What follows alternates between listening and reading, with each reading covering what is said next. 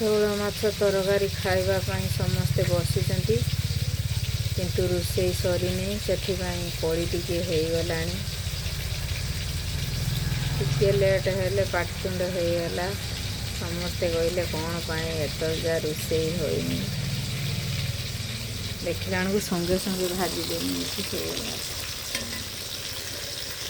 କଡ଼କା ସଫା କରିଦେନି, ତାପରେ ଭାଜିଦେନି। ଦେଖନ୍ତୁ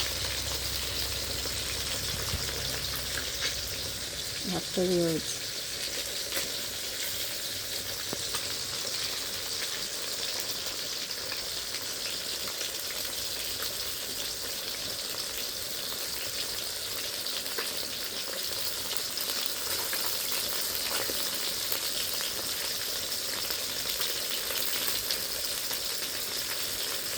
ଦେହ ପାଇଁ ବହୁତ ଭଲ ଶେଉଳ ମାଛ।